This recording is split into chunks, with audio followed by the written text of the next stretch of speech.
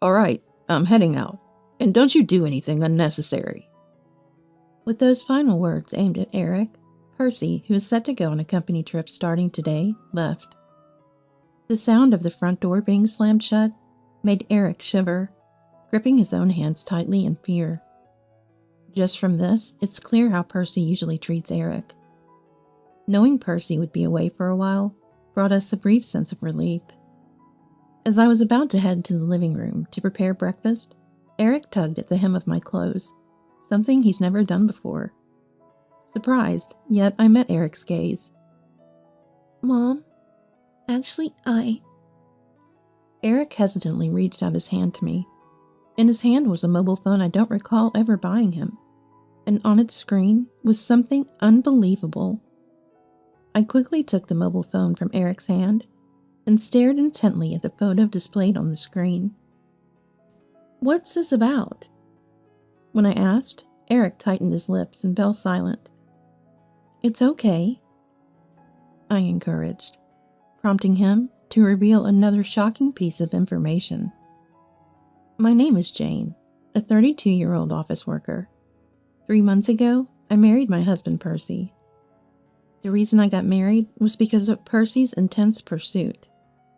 The chance meeting that led to our marriage traces back to a year ago. Percy came to my workplace on business, and I happened to be the one who dealt with him. In our company, we don't have a receptionist per se. Anyone who's available attends to visitors. Although this would normally apply if you weren't in a different department, my department is the General Affairs Department, so doing anything and everything is part of the job. Percy needed to see someone from the sales department, but they were unusually busy that day, so no one was available to meet with him immediately. So while I was attending to Percy, I was also managing my other tasks. But Percy, undeterred, kept talking to me.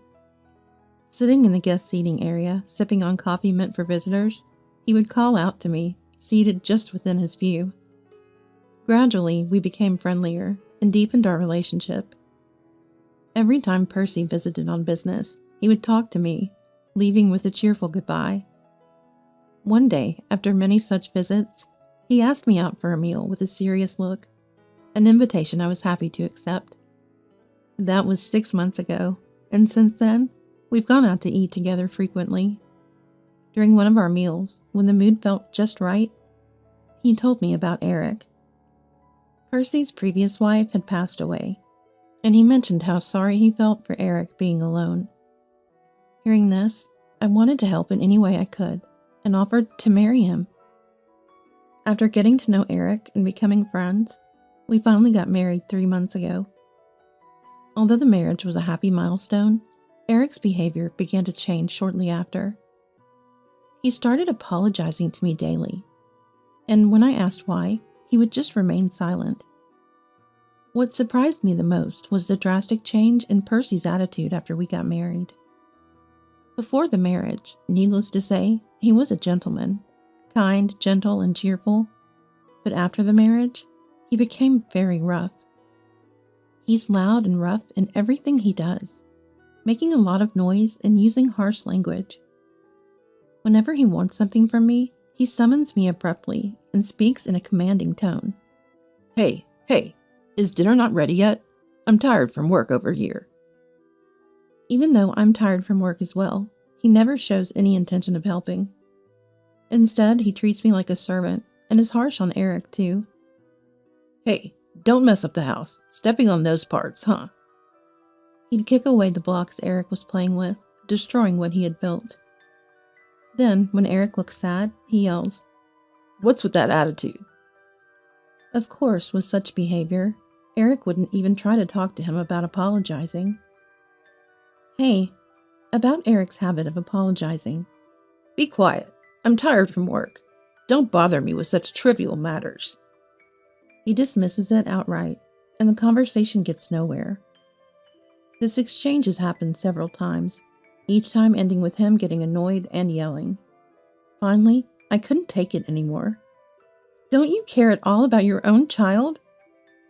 When I say this, Percy shrugs dismissively, as if speaking to a young child. He's not my child, so don't worry about it. Even though he says that, it's wrong because I knew he was Percy's stepchild when we married. I was about to retort when my eyes inadvertently caught sight of the living room door. Eric was silently watching us through the gap in the door.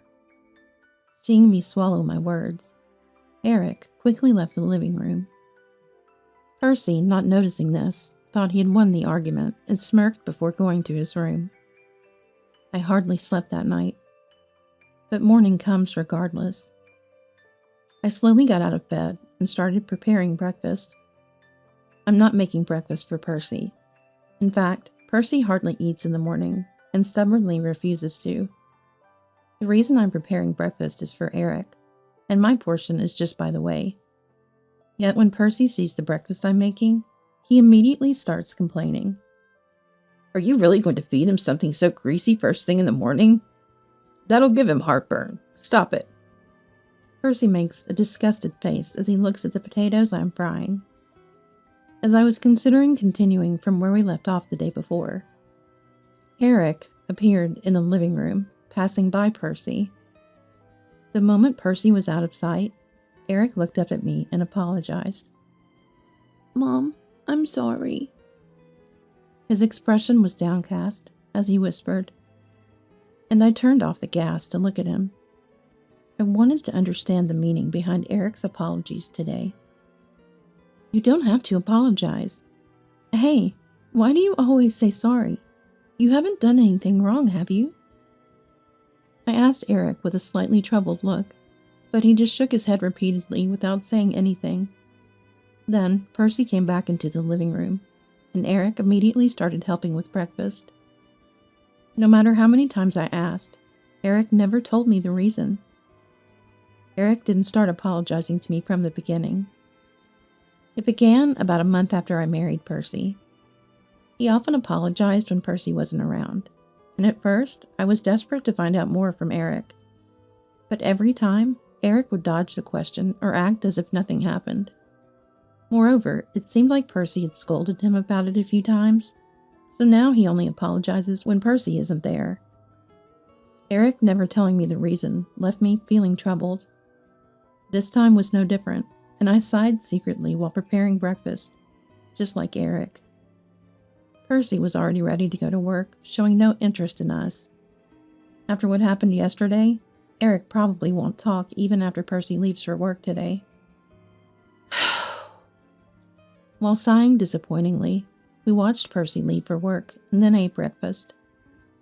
After dropping Eric off at the childcare center, I was once again pondering his apologies on my way to work. As I walked into the office, lost in thought, and reached for my employee ID, I noticed something unfamiliar in my bag. What? This? Inside, there was a crumpled piece of paper, and as I cautiously opened it, there were words written on it. It was in clumsy child's handwriting, and I immediately knew Eric had written it. I'll definitely talk next time. Seeing the earnestly written words, I was filled with unease. Eric, who had never talked before, was now promising to talk, even using the word definitely. Although I was happy, I couldn't shake off my anxiety as I went to work. Then I realized something. Percy will be away soon. It was a natural thought. Percy was about to go on a business trip, leaving the house empty, so there would be no interruptions. This meant Eric could talk to me without fear of being scolded by Percy. Realizing this made me oddly satisfied, and I focused on my work. As the day Percy would leave the house approached, I saw him packing with excitement the day before. Since he was in a good mood, he didn't nitpick over every little thing like he usually does. That alone made a big difference in how I felt, but it seems Eric didn't feel the same way. He looked as if he had made a decision, remaining silent all the while. That day, Percy was set to leave earlier than usual. After we got up, Eric timidly woke up a little later. I'll be going then. Make sure you don't do anything unnecessary. Percy directed his last words to Eric as he was about to leave for the trip. The sound of the door slamming shut made Eric shudder in fear, gripping his own hands tightly. Just that alone was enough to understand how Percy usually treated Eric. "Good morning." As I spoke, I noticed Eric was almost crying. "What's wrong?" "That just now with Dad? Was scary, wasn't it?" Probably it wasn't just being yelled at as he was leaving. Percy has a habit of complaining as soon as he sees someone. So even on such a day, I thought he had complained when he encountered Eric. Knowing Percy would be away for a while brought us a short period of relief. Now, about to prepare breakfast, Eric tugged at the hem of my clothes. I was surprised, as he had never done such a thing before. But I met Eric's gaze. Yet Eric, looking like he was about to cry, apologized. I'm sorry, Mom. I'm sorry. Holding Eric as he cried big tears, I waited for him to calm down. It wasn't the best way to say it, but I decided to take this opportunity to ask him in detail. "You always apologize, but what happened? You put a letter in my bag the other day, right? Will you talk today?" I smiled gently and asked slowly. Then Eric nodded over and over, almost sobbing as he said, I have something I've been keeping from you, Mom. I've been wanting to say it for a long time. But I was scared of Dad getting angry, so I couldn't. But I had to say it. Trying hard to hold back his tears, Eric spoke. But his words overflowed, seemingly disorganized, making it hard for him to express himself clearly. I gently stroked his head as he cried again, waiting quietly. Rushing Eric at this moment wouldn't do any good, and it would only make him more anxious. From today, I can face Eric without any reservations. It's all right to take a day off from work in the childcare center today. I'll definitely talk next time. I wondered what Eric felt when he put those words in my bag. Confirming that was my priority. While thinking this, Eric seemed to calm down a bit. He was still hiccuping a little, but was now in a state where he could talk. The words he began to say and what he showed me left me utterly shocked. Mom, actually, Tentatively, Eric extended his hand to me. In it was a mobile phone I didn't remember buying for him. And even more so, the screen displayed something unbelievable. I quickly took the phone from Eric's hand and stared intently at the photo displayed. "What's this about?" As I asked, Eric clamped his lips tight, going silent. "It's okay," I urged. And then he started to say something unbelievable again. This is the previous Mom. Hearing those words, my eyes widened. I had been informed by Percy before we got married that his former wife had passed away. If not, it meant Percy was still lying to me. With trembling hands, I looked back and forth between the mobile phone's photo and Eric, trying to piece together the situation. Then, a pressing question came to mind, and I asked Eric, "What's this photo about? More importantly, why do you have this?" I tried to ask calmly, but the urgency of the situation made me rush. My tone might have been a bit accusatory. Eric, excited, yet trying to convey his message, said, You see, this is from before. Dad gave it to me, for playing games, and then... I realized my harsh tone was wrong, and Eric, getting excited, struggled to articulate his point. We decided to move to the living room and sit on the couch to calm down Eric. After a while, when both of us had calmed down, I decided to hear the whole story. First, I made calls to my office in the childcare center to face the situation head on. This way I thought I could focus on Eric without worrying about Percy or time. So I started by asking about the mobile phone Eric had. "Let me ask again, what's with this mobile phone? You said Dad gave it to you?" Yeah, Dad gave it to me. It's his old one, for playing games. So Percy gave his old mobile phone to Eric as a gaming device for him to pass the time. That explained why Eric had a mobile phone I didn't remember buying. Satisfied with this, I then inquired about the photo from earlier. "So what about that photo? What do you mean by previous mom? It was in the phone, among the photos. It was the previous mom, not the current mom. You know. The phone, he meant, and among the photos, referred to what exactly? I was a bit confused and activated the mobile phone Eric handed me. Instead of that specific photo, a folder filled with photos was displayed on the screen. Ah, so among the photos meant it was stored in a photo gallery app.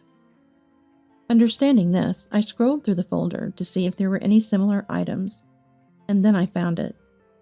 A video dated last month, when Percy said a meeting ran late and he came home late. I impulsively played the video to see what was on it. It showed a man and a woman in the act, and the man's voice was Percy's. The only saving grace was that the phone's volume was turned down, so the sound was barely audible. I turned my face towards Eric. There he was, biting his lip hard, trying to hold back tears. I threw the phone aside and hugged Eric, slowly rubbing his back. That was all I could do. Eric must have seen this video. I know a child's curiosity is unstoppable.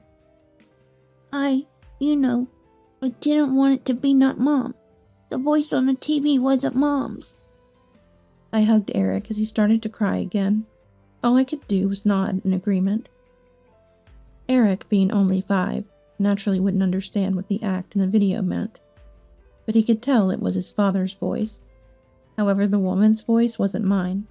That saddened him and he cried. When I asked Dad, he got really, really angry at me, said not to tell Mom, and scolded me. The mobile phone belonged to Percy, so Eric must have asked Percy about the video and photo. Maybe he innocently asked who this person was. Then Percy, of course, exploded in anger and scolded Eric, telling him not to tell me. Because of that, Eric felt like he had seen something he shouldn't have, and should apologize. If you've done something wrong, you apologize. He was applying that simple rule towards me, but he couldn't tell me the reason. Percy scolded him harshly, and despite being married to me, he was intimate with his ex-wife. It seemed Eric was also bothered about conveying such a thing. Understanding this much, I hugged Eric even tighter. I might have wanted to suppress the anger boiling inside me. The fact that Percy lied to me, involved Eric in this, and cheated with his ex-wife while married to me. These thoughts stirred anger within me, cooling my head gradually. I made sure not to scare Eric as I made a request. Hey, Eric, you can get mad at me later, but would you come with Mom? Hearing my words, Eric nodded again and again in agreement. It's okay. I'm fine. I want to be with Mom. Dad scares me. I prefer being with Mom. I smiled at Eric's desperate plea and told him to go wash his face. Watching Eric's back as he obediently went, I began to contemplate revenge on Percy. If it was just about me, I wouldn't mind. But I can't believe Percy would hurt his own son Eric and be okay with it. Eric might not be my son by birth, but I think of him as if he were. He used to laugh a lot when we first met, but I haven't seen him smile at all since we got married. The cause is Percy's infidelity, and yet Eric blames himself. I pondered what to do next. Perhaps making Percy fully pay for his actions is the best course. But what preparations are needed for that? And who can I rely on? As I thought this far, a certain existence came to mind. But then I shook my head. It might be possible if they were blood relatives, but with Percy's parents, it's uncertain whose side they take. If they sided with Percy and harmed Eric, then what about my own? I intended to resolve this alone, but now I think it's better to seek help from others. With that thought, I immediately used my mobile phone to make a call. But no one answered right away, and I impatiently panicked. While I was doing that, Eric came back from the bathroom and looked at me curiously. I gestured for silence by putting my finger to my lips, making sure he could see. Then I silently mouthed, "Shh." And finally, someone answered the phone. A few days later, Percy returned from his business trip. I immediately went out to meet him and told him we needed to talk. Hey, can't you see? I'm exhausted from the long trip. It's about Eric, isn't it? Let's do this another time. Percy tried to dodge the conversation, but I was not going to let him. I don't know where Percy had been, but I knew who he was with. It was late when he came back, and Eric was not here. So I could confront Percy without worrying about anything. That's not going to happen. It's about Eric, yes, but there's more than that. Don't think you can just run away from this. Maybe because I had never spoken to Percy in such a manner before, he furrowed his brows and turned to face me. What's with that tone? It's really irritating. I'll say it again. I'm tired. Let's talk later. He threatened me with a low voice, trying to intimidate me by yelling at close range. But such tactics no longer worked on me. Do you really think you can put it off? Unfortunately, I've heard everything.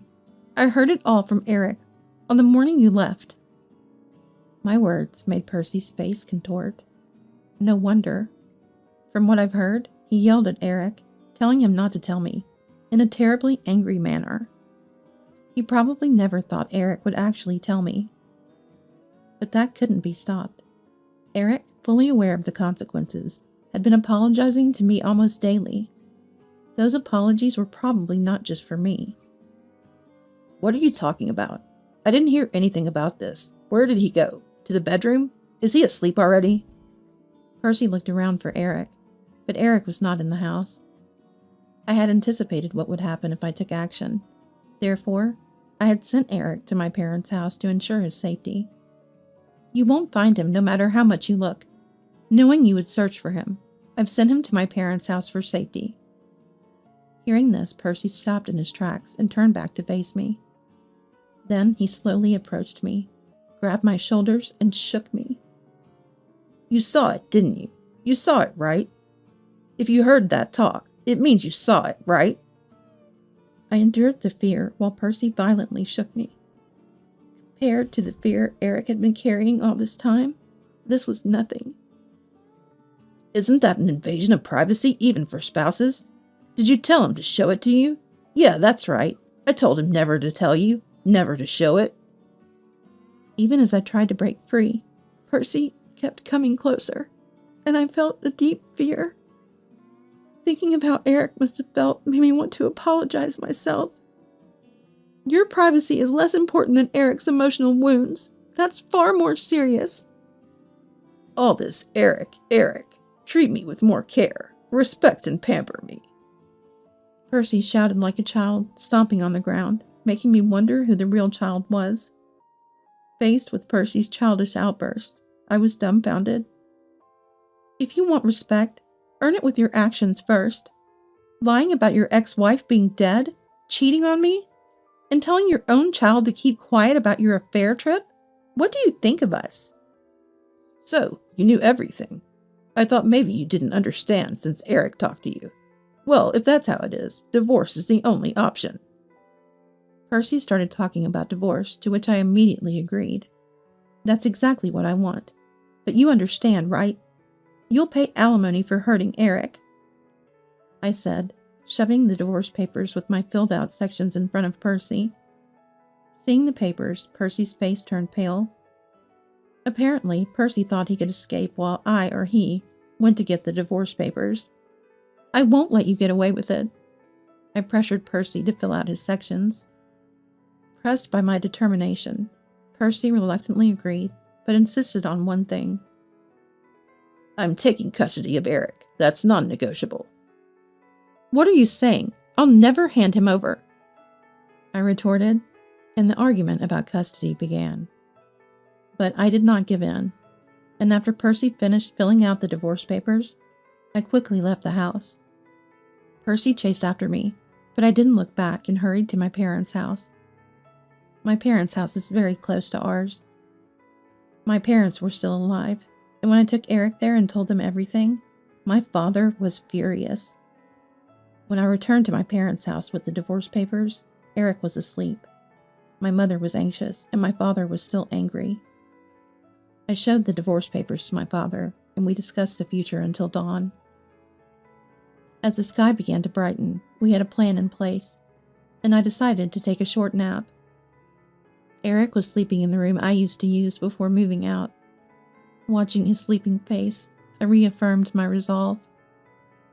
When public agencies started operating, my family and I visited various places. First, we went to the family court to submit the divorce papers, then looked for a lawyer. With my parents' help, we found a good lawyer, and Eric and I submitted evidence and testimony. After the review, it was decided to announce the details in person, and Percy was called in. Percy, appearing nonchalant, entered the lawyer's office and looked around for Eric. "It's no use looking. He's not here." At my words, with a displeased expression, Percy reluctantly settled with the lawyer. Then, the lawyer told Percy that it would be difficult for him to gain custody, and Percy started getting angry in the lawyer's office. "Why is it difficult? He's my child." "Think about what you've done before you say that. Don't you even feel like apologizing?" As I said this, Percy became genuinely angry and was taken to another room by himself to continue the conversation. While I was discussing with the lawyer, Percy began to cause a commotion in the other room, leading us to reluctantly call the police. Percy continued to make noise until the police arrived, during the explanation of various procedures. I became embarrassed, wondering why I ever married such a person, as Percy broke through other lawyers' and clerks' attempts to stop him and barged into the room I was in. Just as he was about to become violent, the police finally arrived. The moment the police entered, Percy was nearly apprehended for assault on the spot. Despite this, he continued to struggle, resulting in Percy's fist hitting a police officer's face. This led to charges of obstructing the execution of official duties, and Percy was finally taken to the police station. After the stormy presence of Percy was gone, the office informed me they had no intention of representing Percy. It was understandable. Feeling apologetic, I helped clean up the disheveled office. During this, my parents and Eric, who had been sheltered in another room, came out. Eric's eyes were red, as if he had been crying.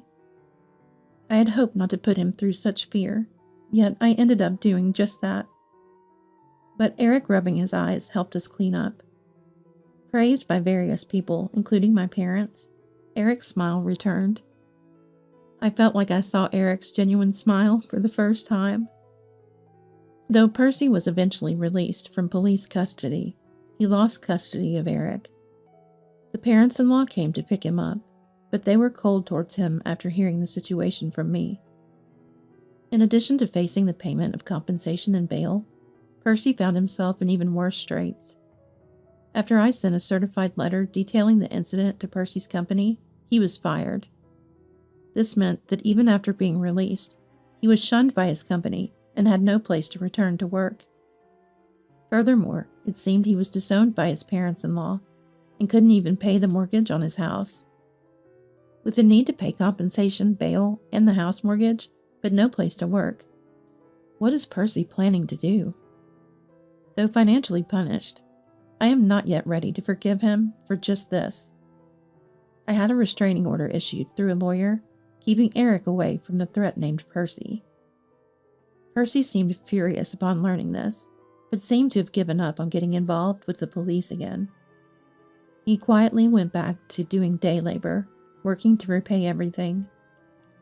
Living through such days, I was informed by the lawyer. Honestly, it didn't matter to me, but knowing what he was doing now brought me more peace of mind. With that, we were freed from Percy's oppression, feeling refreshed and relieved. However, I still have some lingering regrets. It's about the ex-wife I was told had passed away. After having the lawyer investigate, it turns out Percy had divorced her before he approached me. The reason was her habit of cluttering, but it seems Percy stopped caring about that once they were separated. That doesn't mean it was okay for him to commit adultery while married to me. But from my perspective, I want to prioritize Eric over my relationship with Percy, which had long lost its affection. I thought about imposing some punishment on the ex-wife too, but I didn't want to expose Eric to any more conflict. Eric and I may not be related by blood, but I think of him as my true son. I'd rather pretend Percy and his affairs never existed and consider Eric as if I had adopted him. With the divorce now finalized, Eric is truly free. Even now, after everything has ended, Eric still tends to apologize, but he's starting to smile more. From now on, I hope to live a happy life with Eric, with help from my parents, believing that Eric's habit of apologizing will eventually heal as we lead a happy life together.